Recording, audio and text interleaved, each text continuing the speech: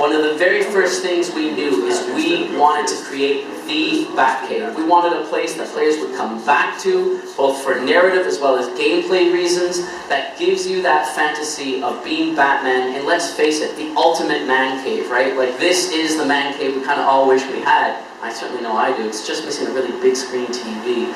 And so in the Batcave, there's lots of different elements. There's Easter eggs to explore. There's, Alfred. There's a wonderful conversation system with Alfred where throughout the game you can talk to him again and again and again. He'll share knowledge with you. He'll share ideas, insights into you. Some little Easter eggs are there as well. There's also the workbench that we're going to make our way to in a minute that will allow us to get a new gadget called the concussion detonator that Alfred is encouraging us to use in our attempts to infiltrate the Gotham City Police Department. Now, the reason why he wants us to get that, because like most Batman gadgets, it's not lethal, and he thinks it'll be very helpful in dealing with the police in a way that doesn't leave, let's say, too much lasting damage. Now, this is interesting. Alfred is telling Batman, don't hurt the cops. And Batman responds throughout the early part of this game, trust me, Alfred, I know what I'm doing, I don't need your help.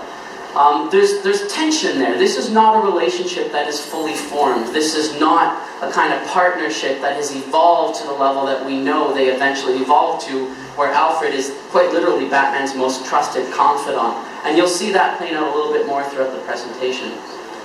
Now, one other thing I want to talk about very quickly, in the Batcave, one of my favorite features is the training gym. So, we've talked a little bit earlier about Batman's evolution. He has to go from being just a masked vigilante to truly becoming the Dark Knight. Now, a lot of the players who are going to play this game, let's face it, a lot of them will have played Arkham City.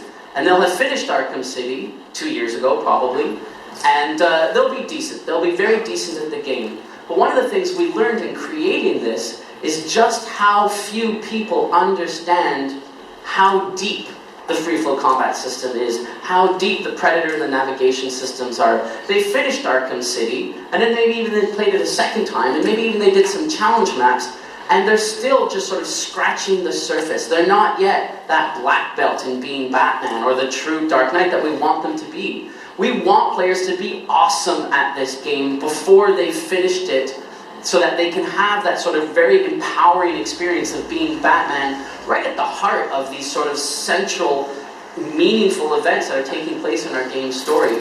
And so the training gym is a wonderful opportunity to do that. You go back to the Batcave, you set up a training challenge like one of those ones that's there helping you practice against a martial artist, for example, or another new enemy, or how to use a new gadget like the concussion detonator. And you practice, and in practicing you get experience points that allow you to upgrade your character so that Batman's evolution and the player's evolution are increasing in lockstep. Just as Batman is becoming the Dark Knight, the player's getting better and better at the game by practicing before they have to go out in the world and do it for real. Now, with the Batcave taken care of, with our concussion detonator acquired, let's jump into the Batwing, head back out into the open world as we make our way towards the Gotham City Police Department. Now, I want to talk a little bit about the size of the world here. I mentioned earlier it's twice the size of the map in Arkham City. If we look on the far right there, we see a ship. That's the final offer. We've talked a little bit about the final offer at a couple of presentations. There was some preview videos that went online a little while ago about the final offer. It's where you'll find the Penguin. It's where you'll have one major boss fight against Deathstroke. It's a wonderful location. We move further down towards the south. We reach the Gotham Pioneer Bridge. If any of you were at Gamescom in Germany, we showed a very small fraction of the Gotham Pioneer Bridge. It's where you will eventually encounter another one of the assassins, Firefly. If we continue on down towards the south, we move a little bit over to the east, we have the Gotham Royal Hotel.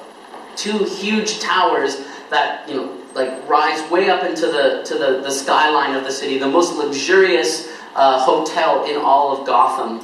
This was the main focus leading up to the Gotham Royal Hotel, was the main focus of our E3 presentation, in case you saw that. And if we make our way down towards the south, at the far tip of the South Gotham, we see the Gotham City Police Department headquarters, and we will use a fast travel point in order to get access to that, using the Batwing, navigating our way over there, and then eventually infiltrate the GCP.